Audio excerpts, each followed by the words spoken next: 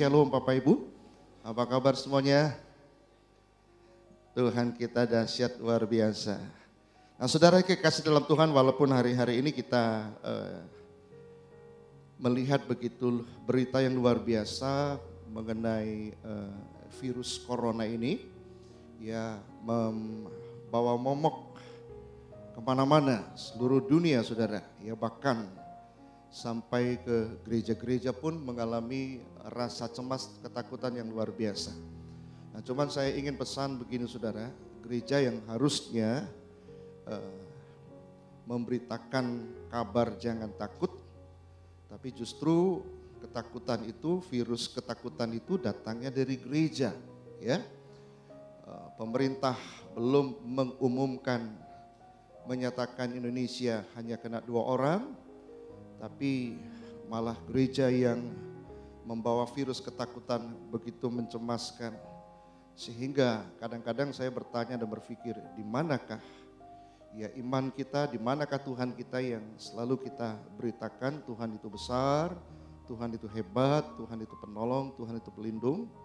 Sehingga kenapa anak-anak Tuhan mengalami kecemasan, bahkan gereja-gereja yang menjadi pelopornya, kalau bisa ketemu satu dengan yang lain tidak perlu salaman, ya saya berpikir aduh agak susah juga ya. Tapi itulah kondisi yang terjadi gereja Tuhan hari-hari ini saudara. Tidak bermaksud untuk meremehkan virus ini, tapi tidak juga perlu membesar-besarkannya. Karena kita tahu Tuhan kita jauh lebih besar, ya mampu memprotek anak-anaknya. Kalau memang kita belum waktunya dipanggil Tuhan, kita gak mungkin akan mengalami hal-hal yang seharusnya kita tidak perlu khawatirkan seperti sekarang ini. Nah, oleh sebab itu tetap pola hidup sehat itu perlu, saudara kasih dalam Tuhan, itu perlu memang penting, tapi kita tidak perlu mengalami ketakutan yang tidak perlu, ya karena firman Tuhan berkata janganlah takut, janganlah takut, janganlah takut, ya kata jangan takut itu ditulis 365 kali, artinya Tuhan itu berpesan setiap hari kepada umatnya, janganlah takut, ya sebab aku ini Tuhan Allahmu, janganlah bimbang sebab aku akan menyertai memimpin engkau. Nah itulah yang kita percayai, Tuhan kita sudah berfirman. Nah, oleh sebab itu kita tidak perlu mengalami kecemasan, tidak perlu rush supermarket, ya beli Indomie, beli beras, belum apa-apa kita sudah menumpuk ketakutan bahwa kita kekurangan makanan kalau itu virus itu betul-betul datang dalam hidup kita. Enggak perlulah seperti itu ya. Hidup seperti normal, seperti biasa saja, tetap mengandalkan Tuhan, itu jauh lebih indah, jauh lebih tenang daripada kita hidup dalam ketakutan, kecemasan kita sendiri. Nah, saudara aku yang kasih dalam Tuhan, saya iseng-iseng tanya ke Indomaret, ada jual masker enggak? Enggak ada. Ada jual antis enggak? Habis Pak. Kapan habisnya? Aduh, sudah 2 minggu ini habis. Oh iya, sudah enggak apa-apa. Ya. Nah, saudara aku yang kasih dalam Tuhan, begitu luar biasa virus ketakutan sebenarnya yang merasuki begitu banyak umat manusia sampai memasuki gereja Tuhan, ya. Lucu rasanya kita sebagai pemberita, sebagai orang beriman, tapi justru dari gereja itu muncul ya menyebarkan virus ketakutan. Ya jemaat itu tidak perlu salaman satu dengan yang lain. Waduh, kita jadi saling curiga nih. Siapa ini membawa virus? Ya. Tidak apa-apa saudara, kalau memang saudara takut bersalaman dengan saya, nggak apa-apa.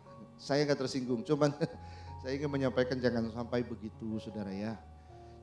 Saking ketakutannya kita akhirnya curiga satu dengan yang lain. Lihat orang pakai masker, wah ini lagi apa nih? Bukan saudara, justru dia pakai masker, dia merasa kurang sehat. Dia ingin menghindari tidak menularkan sesuatu kepada orang lain. Nah kita nggak perlu berpikir yang aneh-aneh, yang berlebihan sampai kita kehilangan iman bahwa kita punya Tuhan yang bisa memprotek kita jauh lebih besar daripada virus ketakutan apapun yang menyebar hari-hari ini. Amin Bapak Ibu Saudara. Saudara masih percaya Tuhan kita, Tuhan yang Maha Kuasa?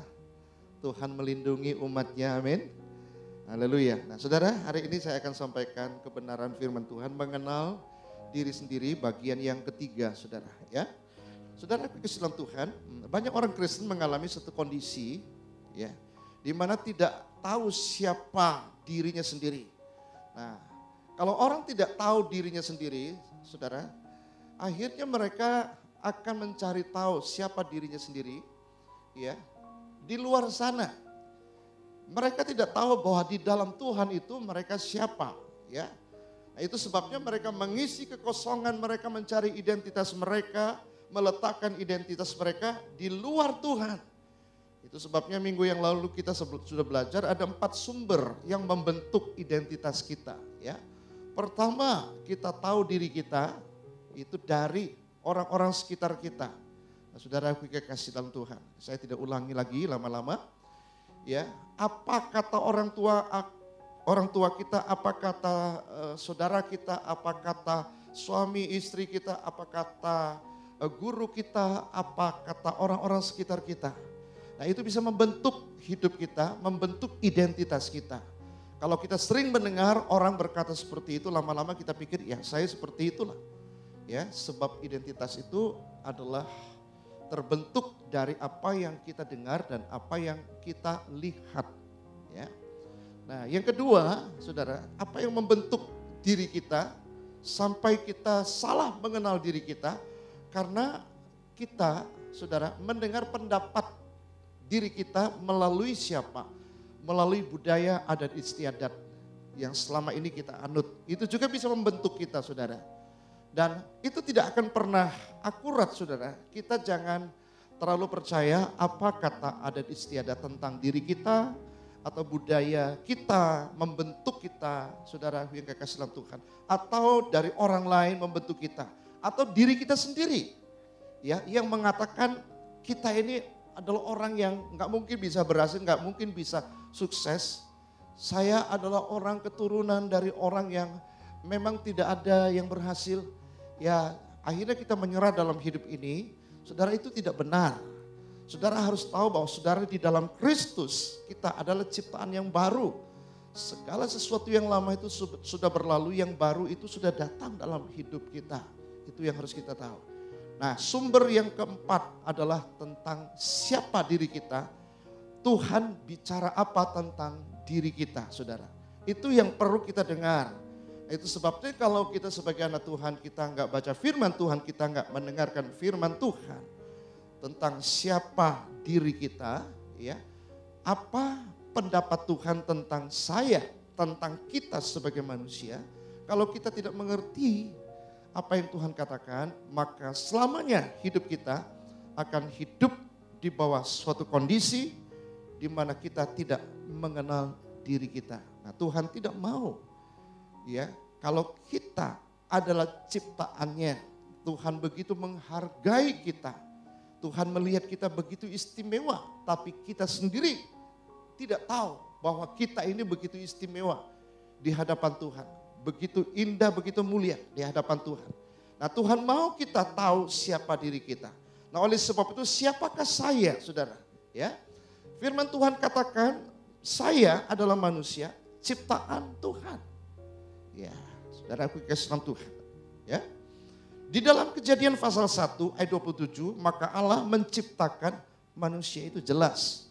Manusia itu diciptakan, saudara aku kasih. Nah, setelah manusia diciptakan, manusia tetap tidak bisa lepas dari sang pencipta itu sendiri. Manusia tidak bisa lepas dari Tuhan.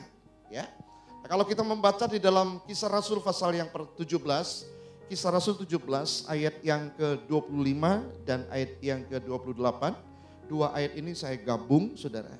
Dialah yang memberikan hidup dan nafas dari segala sesuatu kepada semua orang. Jadi yang memberikan kita hidup, yang memberikan kita nafas itu Tuhan. Sebab di dalam Dia kita hidup, kita bergerak, kita ada. Nah, saudara, ayat ini menjelaskan kepada kita bahwa walaupun setelah kita sudah diciptakan oleh Tuhan, kita nggak bisa lepas dari Tuhan. Sebab ayat ini katakan, Sebab di dalam Dia kita hidup, kita bergerak. Kita ada, kita bisa hidup, kita bisa bergerak, kita bisa beraktivitas hari ini. Semua itu tidak bisa lepas dari Tuhan. Kita sangat bergantung kepada Tuhan, tapi manusia tidak menyadari hal ini, saudara. Ya, kenapa kita nggak menyadari? Karena kita lupa siapa diri kita, bahwa kita ini ciptaan. Tuhan itu pencipta kita. Setelah Tuhan, makanya akan kita, Dia tidak lepaskan kita.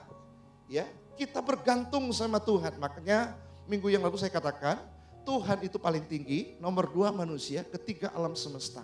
Jadi Tuhan menciptakan manusia untuk menguasai, mengatur alam semesta. Alam semesta, semua ciptaan Tuhan itu ada di bawah manusia. Manusia ada di bawah Tuhan. Dengan perkataan lain, manusia hidupnya bergantung kepada Tuhan. Alam semesta ini diciptakan, diberikan mandat kepada manusia untuk mengatur, untuk memanage, untuk menguasai. Jadi Tuhan ciptakan manusia, saudara aku kekasih, diberikan mandat kepada manusia untuk menguasai, menaklukkan, ya, mengatur alam semesta ini. Nah, itulah saudara posisi kita di hadapan Tuhan. Nah, oleh sebab itu sehebat apapun kita, sepintar apapun kita, saudara, sekaya apapun kita, kita adalah ciptaan yang sangat bergantung kepada Tuhan. Oleh sebab itu kita tidak perlu menjadi sombong atau lupa diri. Karena kita bisa bergerak hari ini pun, kita bisa mengangkat satu jari pun, itu karena Tuhan, saudara kekasih. Tapi kita nggak sadar, kita bisa berkedip mata kita pun, itu karena Tuhan. Kita bisa bernafas hari ini, itu karena Tuhan. Nah, oleh sebab itu kalau kita menyadari kebenaran ini, kita nggak akan bisa atau tidak akan lancang, ya, memprotes Tuhan. Nah, oleh sebab itu jangan kita protes sama Tuhan, saudara. Karena kita ini ciptaan yang sangat bergantung kepada Tuhan, ya. Seperti Yunus. Yunus ini seorang nabi yang marah sama Tuhan. Dia protes sama Tuhan. Dia nggak suka ketika Tuhan utus dia, suruh dia pergi ke kota Niniwe. Karena dia tahu kalau Tuhan utus dia pergi ke kota Niniwe dan memberitakan berita pertobatan, orang Niniwe akan bertobat. Nah, Tuhan akan menghentikan penghukuman kepada orang-orang yang ada di Niniwe. Itu sebabnya dia marah sama Tuhan. Yunus 4 ayat 4, tetapi firman Tuhan, layakkah engkau marah? Ya, tetapi berfirmanlah Allah kepada Yunus, layakkah engkau marah? Karena pohon jarak itu, jawabnya, selayaknya lah aku marah sampai mati. Nah, saudara, kita melihat inilah, ya, pernyataan marahnya Yunus, ya, protes Yunus kepada Tuhan karena dia tidak mau orang-orang yang ada di Niniwe itu diselamatkan. Dia benci sama orang Niniwe karena orang Niniwe itu sangat amat kejam, ya. Tapi Tuhan suruh dia pergi ke kota Niniwe. Dia protes, dia marah sama Tuhan, ya. Di dalam Roma pasal 9 ayat 20, siapakah kamu hai manusia? Maka kamu membantah Allah. Dapatkah yang dibentuk, siapa yang dibentuk itu manusia, berkata kepada yang membentuknya? Nah, bisa enggak ciptaan berkata kepada pencipta, mengapakah engkau membentuk aku demikian? Saudara, ya, bisa enggak saudara kekasih? Kita protes kepada sang pencipta kita, ya. Semua ketidakpuasan hidup kita tumpahkan kemarahan kita kepada Tuhan. Ada loh orang-orang seperti itu. Nah, saya berharap setelah saudara mengerti kebenaran firman Tuhan yang kita pelajari hari ini, kita akan menjadi orang yang lembut hati, orang yang sangat menghormati Tuhan dan menghargai Tuhan. Tuhan itu berdaulat, Tuhan itu sangat mengasihi kita, ya. Di bagian pertama saya sudah sampaikan mengapa Tuhan menciptakan kita, karena manusia adalah objek kasih daripada ciptaan Tuhan. Jadi Tuhan itu tidak bisa tidak mengasihi manusia. Saking mengasihi manusianya, ketika manusia jatuh dalam dosa, dia mengutus putranya untuk mati buat manusia. Dari situ saja kita tahu hatinya Tuhan. Betapa dia mengasihi manusia. Itu sebabnya dia tidak ingin kota Niniwe itu, ya, mendapatkan penghukuman dari Tuhan. Tuhan mengutus Yunus pergi ke kota Niniwe. Tapi Yunus marah. ya kepada Tuhan. Kenapa orang-orang yang jahat itu harus diselamatkan oleh Tuhan? Jadi sepertinya dia lebih ngerti dari Tuhan. Dia mau mengatur Tuhan. Dia protes Tuhan, dia marah sama Tuhan. Ya, nah seringkali kita protes kepada Tuhan karena ketidakpuasan keberadaan kita. Ya, mengapa saya miskin? Tuhan, kita marah saudara. Mengapa saya tidak pintar, tidak sepintar dia? Mengapa saya tidak seganteng dia, tidak secantik dia? Mengapa saya warna kulit saya gelap? Kita marah sama Tuhan saudara. Kita lupa kalau hidup kita ini bergantung sepenuhnya kepada Tuhan. Ya, kalau hari ini kita bernafas, kita diberikan nafas hidup, saudara aku kasih, kita harus tahu ini anugerah Tuhan, ini kemurahan Tuhan, saudara. Sebenarnya kita nggak pantas untuk marah dan protes sama Tuhan. Nah itu sebabnya mengapa Paulus selalu berkata, mengucap syukurlah dalam segala keadaan, saudara. Bukan mengucap syukurlah dalam keadaan diberkati, dalam segala hal, segala keadaan. Itu tidak mudah, saudara. Tetapi kalau kita mengerti pelajaran ini, saudara, hidup kita, saudara akan mengalami kemenangan dari kekecewaan tentang ketidakpuasan di dalam hidup kita. Ada banyak orang Kristen tidak puas hidupnya sampai hari ini. Dia melihat dirinya, dia melihat seluruh keberadaannya, dia tidak puas. Dan ujung-ujungnya dia protes dan marah sama Tuhan. Ya, kenapa? Karena dia tidak tahu bahwa hidupnya sebenarnya bergantung kepada Tuhan yang menciptakan dia. Tapi karena dia tidak mengerti bahwa hidupnya bergantung kepada Tuhan, Tuhan pun dimarah-marahin saudara. Ya, saya berharap kalau saudara mengerti kebenaran ini, saudara yang dikasihi, dicintai oleh Tuhan, saudara yang ditebus oleh Tuhan melalui pengorbanannya, melalui darahnya, kita diangkat menjadi anaknya, maka cara hidup kita tidak akan seperti yang dulu lagi.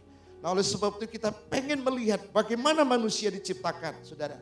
Yang pertama, saudara aku yang kasih, manusia diciptakan itu melalui sebuah perundingan, saudara. Ya, sebelum menciptakan manusia, Allah itu berunding dulu. Mereka berdiskusi dulu. Allah Bapa, Allah Anak, Allah Roh Kudus, Allah Tritunggal, ya, yang kita kenal itu, saudara. Mereka berdiskusi, mereka merencanakan sesuatu. Makanya ayat ini berkata, marilah kita menjadikan manusia. Baiklah kita menjadikan manusia menurut gambar dan rupa kita. Jadi saudara kasih, bagaimana manusia diciptakan? Manusia diciptakan melalui sebuah perundingan. Ya. Ketika binatang diciptakan, ketika semua pohon-pohon diciptakan, Tuhan tidak berunding. Tuhan tidak berdiskusi. Tuhan tidak duduk dalam sebuah meja perundingan hanya ketika Tuhan hendak menciptakan manusia. Jadi Tuhan berunding dulu saudara. Nah, semua ini menunjukkan kepada kita bahwa manusia sangat berharga, sangat istimewa di hadapan Tuhan. Sehingga sebelum dia merencanakan untuk menciptakan manusia, mereka diskusi dulu. Mereka berunding dulu saudara. Ya, nah saudara aku ingin kasih, jika kita mengerti Allah sangat menghargai manusia. Allah itu sangat menghargai saudara dan saya sebagai manusia. Seharusnya manusia juga harus menghargai dirinya sendiri. Nah, orang yang depresi, orang yang mengakhiri hidupnya, orang yang membenci dirinya, saudara aku kasih di dalam Tuhan, karena dia tidak mengerti bahwa Tuhan saja sangat menghargai manusia. Di hadapan manusia Tuhan itu sangat istimewa. Saking istimewanya ketika manusia jatuh dalam dosa, ya, binatang dibunuh, dikuliti saudara, ditutupi ketelanjangannya oleh Tuhan itu sendiri. Tuhan merencanakan untuk menyelamatkan semua manusia yang sudah jatuh dalam dosa lewat Adam dan Hawa. Sampai satu ketika Tuhan mengutus putra tunggalnya, Yesus Kristus datang ke dalam dunia untuk menyelamatkan umat manusia. Nah oleh sebab itu saudara, jika Allah sangat menghargai manusia, maka seharusnya manusia juga menghargai dirinya sendiri. Seorang manusia harus belajar untuk menilai dirinya sebagaimana Allah menilai dirinya. Ya, jika Allah sangat menghargai dan menganggap manusia itu begitu istimewa, saudara kekasih dalam Tuhan, ya, seharusnya manusia juga melihat dirinya seperti itu. Nah oleh sebab itu saudara, jangan kita merendahkan diri kita. Yang tidak semestinya Tuhan saja begitu menghargai kita. Ya, janganlah kita merendahkan diri kita hanya karena wajah kita tidak secantik orang lain. Wajah kita tidak seganteng orang lain. Kita nggak boleh merendahkan diri kita sedemikian rupa. Jangan merendahkan diri kita, kulit kita tidak seterang kulit orang lain. Jangan kita merendahkan diri kita, rambut kita tidak selurus rambut orang lain. Jangan merendahkan diri kita karena otak kita tidak sepintar otak orang lain, saudara. Ya. Jangan merendahkan diri kita, uang kita tidak sebanyak uang orang lain. Kita tidak perlu merendahkan diri kita, nama kita tidak terkenal dibanding dengan orang lain, saudara. Kita juga tidak perlu merendahkan diri kita, lidah kita tidak sefasih lidah orang lain. Kita nggak perlu sakit hati. Kita nggak perlu marah terhadap diri kita sendiri. Ya, kalau kesehatan kita tidak sebaik orang lain. Sebab rendah diri itu menunjukkan bahwa kita kurang menghargai diri kita sendiri. Sebagaimana Allah begitu menghargai kita. Allah begitu mengistimewakan manusia sebagai ciptaannya, sebagai perwakilan Allah itu sendiri di muka bumi ini. Itu sebabnya saudara kasih dalam Tuhan, jika Allah sangat menghargai manusia, maka kita sesama manusia juga harus saling menghargai. Nah oleh sebab itu saudara, kalau orang lain juga adalah manusia seperti saudara dan saya, ya, kita tidak boleh merendahkan mereka. Kita mesti belajar menghargai orang lain sebagaimana Allah menghargai saudara dan saya. Ya, kita nggak boleh rasis, saudara aku kasih dalam Tuhan. Ya, kita tidak boleh menganggap remeh orang lain. Kita nggak boleh merendahkan orang lain hanya karena dia tidak sewarna kulit sama dengan kita, hanya karena dia tidak sesuku dengan kita, ya. Apalagi sampai kita menghina orang lain. Kita nggak boleh menghina orang lain, ya saudaraku kekasih, karena rambut mereka tidak selurus rambut kita, karena kepintaran mereka tidak sepintar kita, karena uang mereka tidak sebanyak uang kita. Nggak boleh kita rendahkan mereka. Ya saudaraku kekasih, apalagi kita sebagai anak Tuhan yang mengerti bahwa kita ini adalah ciptaan Tuhan. Sama-sama manusia adalah ciptaan Tuhan. Minggu yang lalu kita sudah belajar bahwa manusia, ya, itu saudaraku kekasih, keturunan dari 3 anak Nuh, Sem, Ham, dan Yafet. Ya. Ternyata setelah diselidiki Indonesia ini keturunan Ham. Ham ini adalah anak yang terkutuk. Dikutuk oleh papanya Nuh ketika papanya mabuk, saudara. Ya, Ham itu, saudara kekasih dalam Tuhan, dia menceritakan, menertawakan papanya yang dalam keadaan mabuk sehingga anak itu terkutuk. Nah, keturunan Ham itu, saudara, termasuk orang bangsa Indonesia. Tetapi saya sudah katakan, setelah kita ada di dalam Kristus, kutuk itu dicabut, kutuk itu sudah dipatahkan. Tuhan gantikan kutuk itu menjadi berkat. Itulah hebatnya saudara, ketika kita tahu posisi kita di dalam Tuhan. Nah oleh sebab itu saudara, kita mau belajar yang kedua. Bagaimana manusia diciptakan? Manusia diciptakan secara langsung dan sesegera mungkin. Ya, maksudnya segera diciptakan, bukan melalui proses evolusi yang seperti digambarkan atau diceritakan oleh Charles Darwin, saudara. Dalam Kejadian 1 ayat 27, maka Allah menciptakan manusia itu. Jelas ya, Allah menciptakan manusia itu, saudara aku kekasih. Tetapi Charles Darwin mengatakan manusia tidak diciptakan langsung. Manusia itu tidak diciptakan langsung oleh Tuhan, tapi melalui sebuah proses evolusi yang memakan waktu jutaan tahun. Nah, karena kita lebih percaya apa yang Alkitab katakan. Ya, Kejadian 1 ayat 27 berkata, maka Allah menciptakan manusia itu, saudara. Jadi manusia itu diciptakan secara langsung dan segera. Tidak lewati proses. Ya, diciptakan pada hari ke-6, hari ke-7 Allah istirahat. Saudara aku kekasih, ya. Artinya manusia begitu diciptakan itu langsung dewasa. Ya. Langsung dewasa, langsung saudara aku kekasih dikasih istirahat. Setelah manusia dibangunkan, dia melihat semua hasil ciptaan Tuhan adalah diperuntukkan manusia itu sendiri. Ya, jadi kita tidak pernah mengakui teori Darwin ini, manusia tidak diciptakan langsung, tapi melalui sebuah proses evolusi yang memakan waktu berjuta-juta tahun. Kita lebih percaya apa kata Tuhan, apa kata Alkitab yang kita pegang. Yang ketiga, bagaimana manusia diciptakan? Manusia diciptakan pada hari yang ke-6. Ya, artinya hari yang terakhir dari hari penciptaan. 6 hari Tuhan menciptakan langit dan bumi. Pada hari yang ke-6, hari yang terakhir Tuhan menciptakan manusia. Ya, saudara aku kekasih, di dalam Kejadian pasal yang pertama, ayat yang ke-27, maka Allah menciptakan manusia itu menurut gambarnya, menurut gambar Allah diciptakannya dia laki-laki dan perempuan diciptakannya mereka. Ayat 31.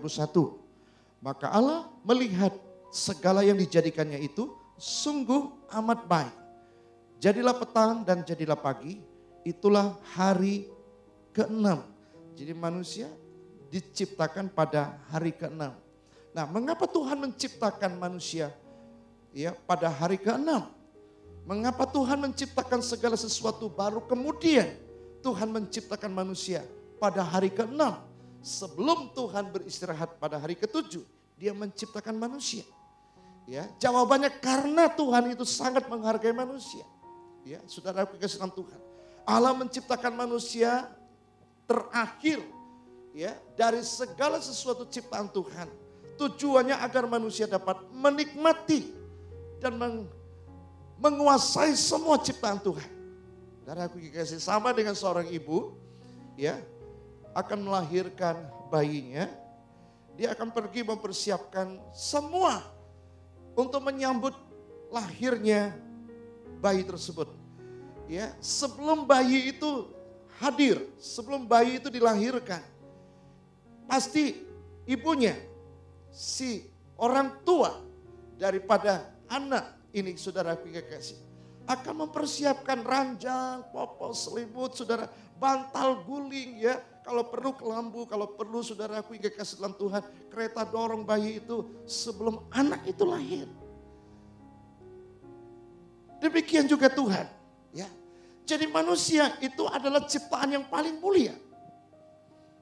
Dari segala ciptaan, manusia itu ciptaan yang paling terhormat, paling penting, saudara. Ya, manusia lebih penting dari bumi, manusia lebih penting daripada matahari, bulan dan bintang-bintang. Itu manusia, saudara. Manusia lebih penting dari tumbuh-tumbuhan dan binatang. Manusia lebih penting dari semua ciptaan. Karena manusia adalah puncak ciptaan Tuhan. Maka ditaruh yang terakhir. Ya, untuk menyambut manusia yang diciptakan itu. Tuhan sudah sediakan semua yang dibutuhkan oleh manusia. Jadi manusia tinggal menikmati segala sesuatu yang Allah ciptakan. Sebelum segala sesuatu tersedia, Tuhan tidak menciptakan manusia. Jadi dari sini kita bisa melihat betapa luar biasanya Tuhan menciptakan manusia. Tuhan begitu menghargai, begitu mengistimewakan manusia. Nah, kalau kita nggak sadar diri kita sebagai manusia, makanya gampang depresi, gampang putus asa.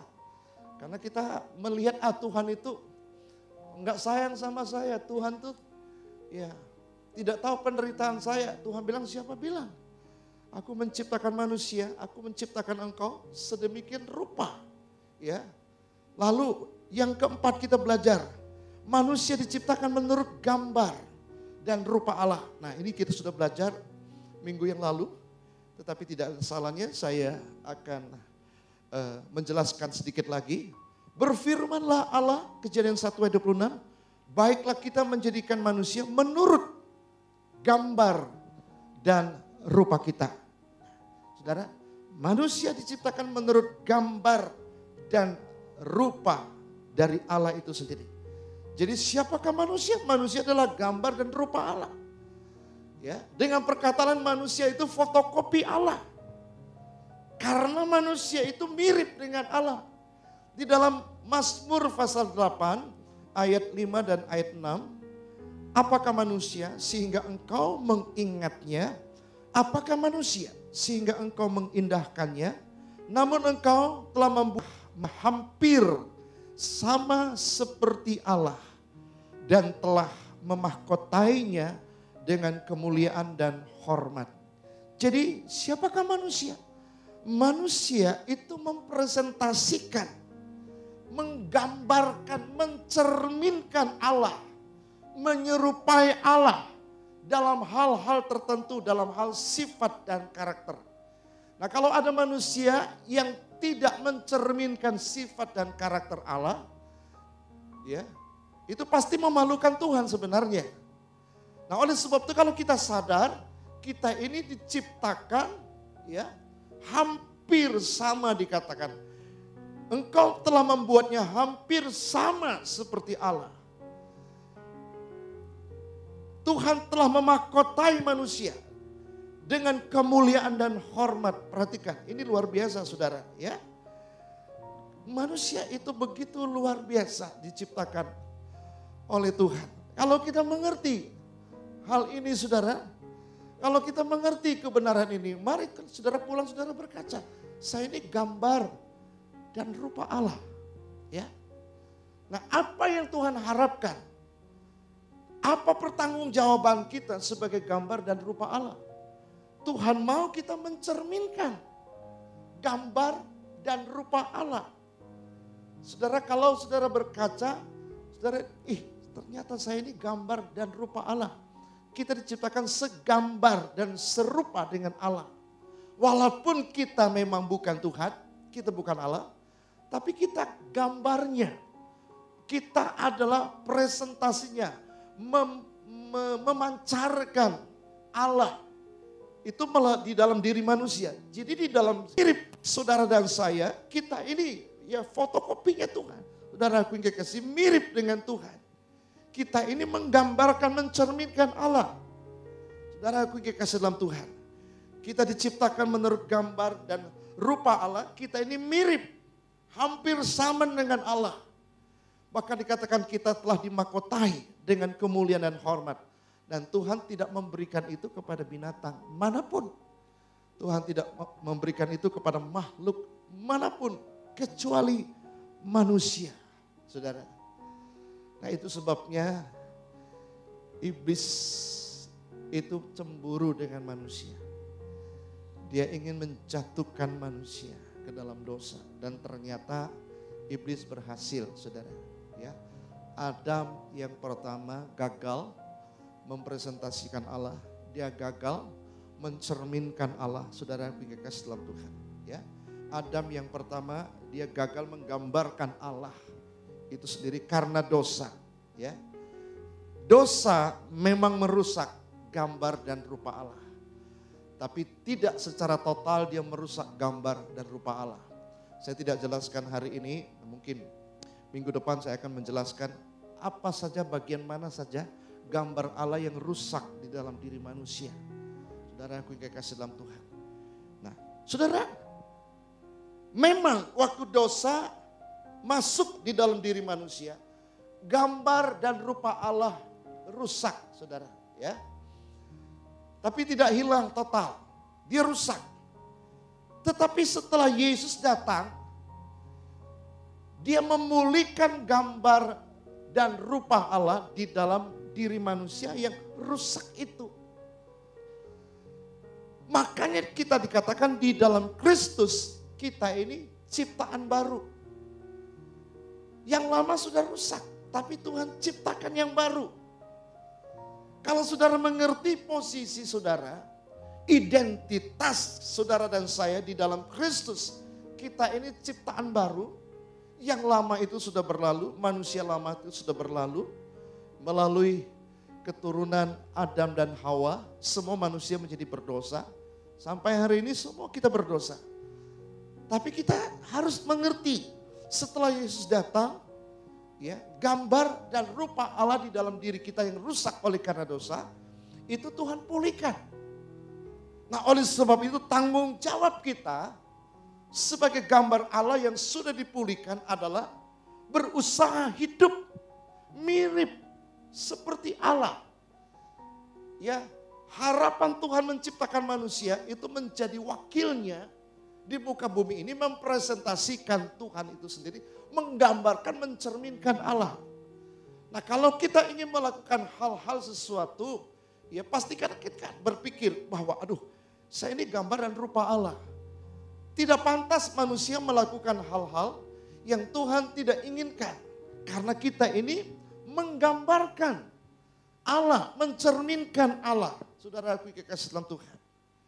Itu sebabnya di dalam diri saudara dan saya ada gambar dan rupa Allah.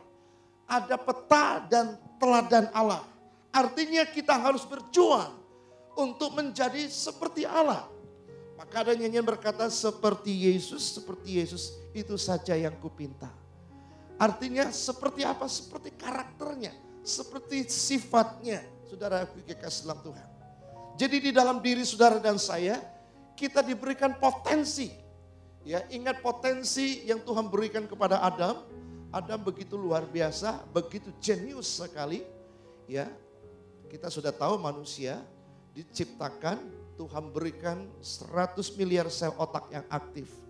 Tidak ada satu makhluk ciptaan Tuhan yang lain yang bisa menyaingi manusia. Nah, menurut penyelidikan, manusia itu hanya memakai 20% otaknya. Hanya 20% saja otak yang dia gunakan itu pun sudah begitu hebatnya, luar biasa. Jadi manusia itu sesungguhnya hanya sedikit sekali menggunakan sel otak yang aktif. Otak kita itu banyak nganggurnya, saudara. Ya. Seandainya kita bisa menggunakan 100 miliar sel otak aktif dalam hidup kita. Betapa canggihnya manusia, betapa hebatnya manusia. Ya, kita bisa melihat hebatnya manusia lewat apa yang manusia ciptakan di hari-hari ini. Pinter ya manusia, kok bisa ya menciptakan ini. Dia bisa menciptakan robot, dia bisa menciptakan pesawat. Oh, kok bisa ya? Dia bisa, sekarang manusia bisa menciptakan bulan buatan, saudara. Ada matahari, ya buatan. Manusia ciptakan, saudara. Kok bisa? Ya, karena memang potensi Allah, ya, di dalam diri manusia itu begitu hebat, begitu luar biasa. Namun manusia hanya menggunakan 20% dari kecanggihan yang ada di dalam otaknya. Nah, itu sebabnya tanggung jawab kita, ya saudara, sebagai gambar dan rupa Allah, sebagai peta dan teladan Allah. Di dalam diri kita diberikan tanggung jawab, ya saudara kekasih dalam Tuhan, untuk mengalirkan potensi seluruh kemampuan yang ada di dalam diri kita setelah kita diciptakan baru oleh Tuhan. Itu sebabnya tidak ada alasan untuk putus asa. Tidak ada alasan untuk mengalami depresi manusia kalau dia tahu siapa dirinya. Ya, kita memang bukan Tuhan, tapi kita diciptakan hampir mirip seperti Tuhan. Jadi di mata Tuhan manusia itu adalah cerminan dirinya. Manusia itu mewakili dirinya. Jadi apapun yang Tuhan ingin laksanakan di muka bumi ini, dia pasti berhubungan dengan manusia. Dia pasti mencari manusia, saudara aku kasih. Dia nggak pernah memberikan kepercayaan itu kepada binatang, hanya manusia. Nah, siapakah manusia? Saudara dan saya. Manusia mana yang dipercayakan? Pasti manusia di dalam Kristus Yesus, saudara aku kasih dalam Tuhan. Ya, nah di dalam diri manusia diberikan suatu kemungkinan untuk hidup seperti Allah. Karena memang kita diciptakan seperti gambar dan rupa Allah. Nah saudara, pertanyaan saya adalah, apakah setelah kita mengerti kebenaran ini, apakah kita akan menjalani hidup ini biasa-biasa saja? Atau kita akan menjalani hidup ini dengan semangat yang luar biasa? Kita akan menjalani hidup ini enggak akan mudah, gampang putus asa dan menyerah. Kalau kita mengerti bahwa kita diciptakan Tuhan secara langsung, bahwa kita diciptakan pada hari ke-6. Kenapa hari ke-6? Hari terakhir, hari ke-7 tidak ada ciptaan lagi, Tuhan istirahat, Allah istirahat. Karena puncak ciptaan Tuhan adalah manusia. Setelah manusia diciptakan, semua yang dibutuhkan manusia itu tersedia. Untuk manusia kelola, manusia kuasai, manusia nikmati. Dalam hidup ini pun saudara, Tuhan berikan kapasitas kemampuan untuk manusia kelola. Kelolalah, mulai kelola hidup diri kita sendiri. Waktu kita kelola dengan baik. Kesehatan kita perlu dikelola. Berkat kita perlu dikelola. Saudara, ya, Tuhan berikan kita hikmat, diberi kemampuan untuk bisa mengelola. Ya saudara, aku yang kekasih dalam Tuhan. Talenta kita perlu dikelola. Saudara, aku yang kekasih, bakat kita perlu dikelola. Kepandaian kita perlu dikelola. Saudara, kenapa? Karena kita mencerminkan gambar dan rupa Allah. Nah, mau enggak saudara dan saya memancarkan kemuliaan Allah dalam hidup kita sehari-hari? Ya. Apa harapan Tuhan di dalam diri manusia yang Dia ciptakan? Mewakili Dia, mencerminkan kemuliaan Allah. Ketika manusia jatuh dalam dosa, Bapa mengutus Yesus Kristus putra tunggalnya untuk mengembalikan gambar dan rupa Allah yang rusak itu saudara. Makanya saudara dan saya sebagai orang percaya harus menyadari betapa luar biasanya kasih Tuhan kepada manusia. Sampai Dia mau turun ke dalam dunia ini, rela menderita, mati di atas kayu salib untuk menyelamatkan saudara dan saya. Apakah cuma hanya sampai targetnya untuk menyelamatkan? Tidak. Selama Tuhan izinkan saudara dan saya tinggal di muka bumi ini, saudara diberikan kasih karunia, kemampuan, kesanggupan untuk menang atas setiap persoalan dalam hidup ini. Tuhan berikan kita kasih karunia kemampuan untuk bisa menguasai, diberi kemampuan untuk survive dalam hidup ini, untuk menang atas setiap tantangan, pergumulan, masalah, persoalan. Ya, Tuhan nggak mau lihat kita jatuh, terpuruk, lemah, dikuasai oleh dosa terus menerus. Dosa itu sudah diselesaikan oleh Tuhan Yesus di atas kayu salib, sudah ditanggung. Kita nggak boleh hidup dalam keterikatan dosa hanya dengan sebuah alasan, saya tidak mampu, saya tidak berdaya. Saya memang orangnya seperti ini. Kalau saudara hanya berkata hal-hal yang pesimis dalam hidupmu, saudara lupa kita ini gambar dan rupa Allah. Ya, makanya kita harus semangat menjalani hidup ini. Ada banyak alasan untuk semangat, saudara. Tuhan tidak memberikan harapan kepada siapapun selain kepada saudara dan saya yang merupakan gambar dan rupa Allah. Jadi melalui saudara dan saya lah Tuhan mengharapkan namanya dipermuliakan, namanya ditinggikan, namanya diagungkan. Nah oleh sebab itu kalau saudara jatuh, bangkit. Saudara lemah, tetap bangkit dan kuat kembali. Mencerminkan gambar dan rupa Allah, mengekspresikan kuasa Tuhan melalui diri saudara dan saya. Semangat jalan hidup ini, periksa kesehatan. Di belakang kita hari ini ada periksa kesehatan saudara. Ya, kelola hidup kita dengan benar. Jadi berkat, jadi saksi. Tuhan mau pakai hidup saudara dan saya. Selama Tuhan masih izinkan kita ada di dalam dunia. Enggak boleh menyerah begitu saja, saudara. Karena Tuhan menaruh harapan kepada siapa? Tentu kepada anak-anaknya. Mencerminkan sifat dan karakter Bapa yang ada di surga. Kepada siapa lagi? Ya kepada saudara dan kepada saya. Dan kalau kita mengerti kebenaran ini, kita nggak mungkin mau hidup seenaknya, saudara. Kita akan menjaga hidup kita karena kita ini mencerminkan Tuhan. Ya, mencerminkan Tuhan yang menciptakan kita. Jangan pernah lupa kebenaran ini, saudara.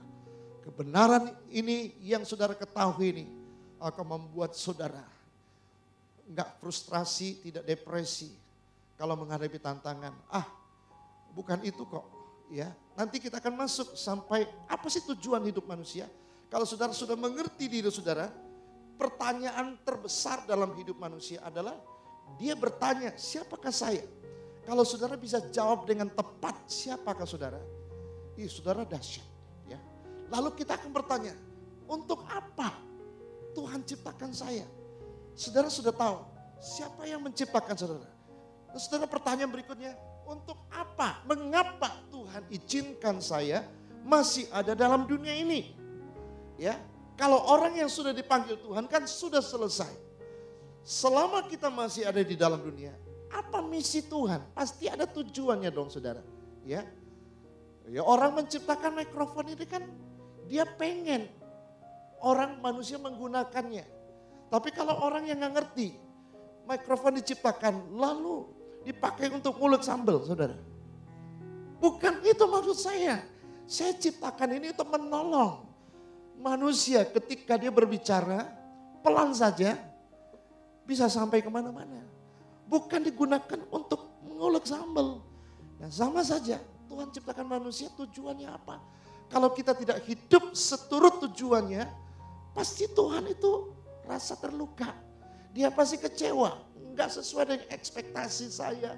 Saya menciptakan kamu menurut gambar dan rupa Allah supaya kamu tuh bisa menggambarkan saya yang menciptakan.